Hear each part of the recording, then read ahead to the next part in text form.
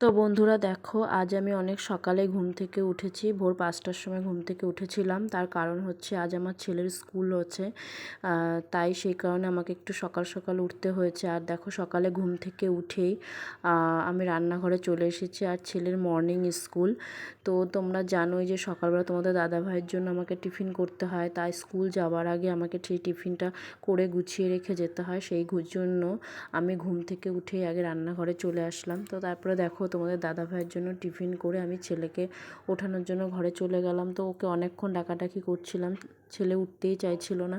তো বুঝতেই পারছো, যেহেতু ছোট মানুষ, এত সকালে ঘুম থেকে উঠতে চায় না।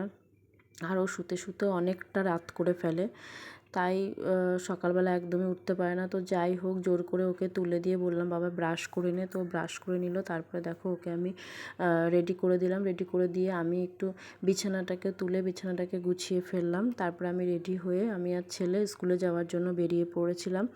তো দেখো, ফাইনালি আমরা স্কুলে চলে এসেছি। আর এই দেখো আমার ছেলের স্কুল। তো তারপরে দেখো, আবার ছেলেকে আনার জন্য আমি বেরিয়ে পড়েছিলাম। তো এই দেখো, ছুটির সময় আমাদের স্কুলের দুধারে, রাস্তার দুধারে কী হারে গার্জিয়ানদের ভিড় হয়। তো তারপরে দেখো, আমি ছেলেকে নিয়ে আবার বাড়ি ফিরে আসলাম স্কুল ছুটি হয়ে যাওয়ার পরে। তা ছেলে বাড়িতে এসে আমাকে দেখাচ্ছিল স্কুল আজকে কী কী পড়িয়েছে। তারপরে দেখো, ছেলেকে সকালে ভাত খাইয়ে দিয়ে আমিও একটু সকালে ভাত খেয়ে নিলাম।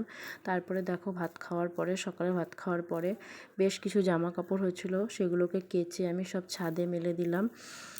বুঝতেই পারছো বন্ধুরা, কদিন ধরে খুব বর্ষা হচ্ছে, এই রোদ উঠছে, এই বৃষ্টি হচ্ছে, তাই বেশ কিছু জামা কাপড় হয়েছিল, সেগুলোকে সব আজকে কেচে দিয়েছি।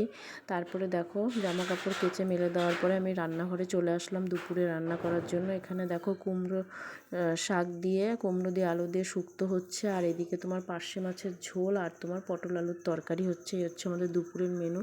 দুপুরে রান্নাবান্না সারার পরে তারপরে দেখো, ছেলেকে দুপুরে ভাত খাইয়ে দিলাম। ওকে ভাত খাইয়ে দেওয়ার পরে আমিও ভাত নিয়ে বসে পড়েছি। তো আমিও ফাইনালি দেখো ভাত খেয়ে নিলাম। তারপরে একটুখানি খাওয়ার পরে একটু শুয়ে বিশ্রাম নিয়ে বিকেলবেলা কিছু জামা কাপড় হয়েছিল, ঘুম থেকে উঠে সেগুলোকে একটুখানি গুছিয়ে নিলাম। তো বন্ধুরা, আজ এইটুকুই। অন্য কোনো ভিডিওতে আবার তোমাদের সাথে আমার দেখা হবে। তো তোমাদেরকে একটা কথাই বলবো, তোমরা সবাই ভালো থেকো, সুস্থ থেকো, আর সবাই মন দিয়ে কাজ করো।